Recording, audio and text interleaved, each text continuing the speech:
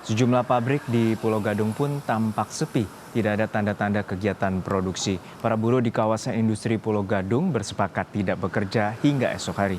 Tak hanya mogok produksi, buruh juga memasang atribut unjuk rasa di beberapa titik di kawasan industri Pulau Gadung untuk menyuarakan penolakan. Undang-Undang Cipta Kerja yang disahkan DPR mendapatkan penolakan keras dari buruh. Mereka memprotes sejumlah pasal yang dinilai lebih menguntungkan perusahaan daripada kesejahteraan buruh. Aksi mogok kerja para buruh dilakukan mulai kemarin 6 Oktober dan direncanakan hingga 8 Oktober besok. Informasi terkini unjuk rasa di kawasan industri Pulau Gadung, Jakarta. Kita segera bergabung dengan jurnalis Kompas TV, Aulia Faradina. Aulia, hingga siang hari ini apa saja tuntutan buruh yang melakukan unjuk rasa di kawasan industri Pulau Gadung, Jakarta Timur? Ya, selamat siang Juno. Kalau kami pantau dari pagi tadi sebenarnya dari sekian banyaknya perusahaan yang ada di kawasan industri Pulau Gadung, hanya ada beberapa perusahaan saja yang pekerjanya melakukan aksi unjuk rasa dan juga aksi mogok kerja. Tapi aksi unjuk rasanya tadi tidak dilakukan turun ke jalan, tidak orasi di jalan, tetapi hanya di depan ataupun di pekarangan pabrik mereka masing-masing, dan tentunya juga menerapkan protokol kesehatan seperti jaga jarak dan juga memakai masker.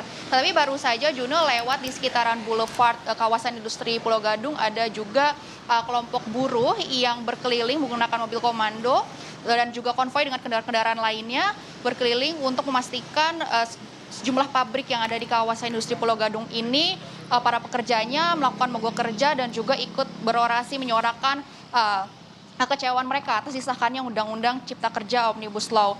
Dan untuk kegiatan konvoi dan unjuk rasa ini juga tadi kami lihat dijaga ataupun dikawal juga oleh mobil polisi dari kepolisian setempat. Pada dasarnya sebenarnya mereka ini menyuarakan penolakan mereka atas disahkannya Undang-Undang Omnibus Law Cipta Kerja, yakni mereka mengkritisi pihak DPR yang menurut mereka seenaknya mengetok palu Omnibus Law Cipta Kerja tanpa memikirkan dampak yang dirasakan oleh para buruh. Kemudian mereka juga mengkritisi pemerintah dan DPR yang seakan-akan tidak memikirkan kepentingan ataupun juga kesejahteraan buruh, melainkan hanya memikirkan kepentingan investor asing.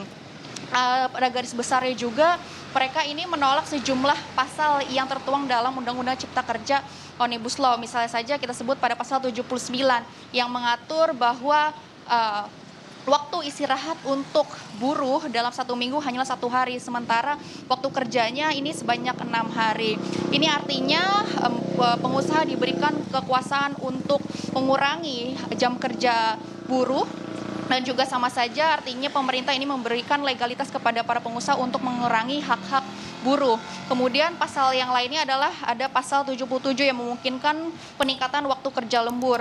Lalu dalam Undang-Undang Cipta Kerja Omnibus Law juga ditambahkan pasal 88C yang menghapus upah minimum kota. Ini juga menyebabkan upah minimum akan dipukul rata di semua kota, padahal ini bisa juga terlepas dari perbedaan biaya hidup di setiap daerah. Selain ada penambahan pasal yang kontroversial di Undang-Undang Cipta Kerja Omnibus Law juga menghapus sejumlah pasal yang sebelumnya diatur di Undang-Undang Ketenagakerjaan, yakni menghapus aturan sanksi bagi pengusaha yang tidak memberikan upah sesuai ketentuan. Kemudian juga menghapus pasal 169 yang sebelumnya mengatur bahwa pekerja ini bisa mengajukan PHK apabila terjadi perselisihan antara perusahaan dengan pekerja, ataupun juga apabila perusahaan ini tidak membayarkan upah secara tepat waktu kepada pekerja.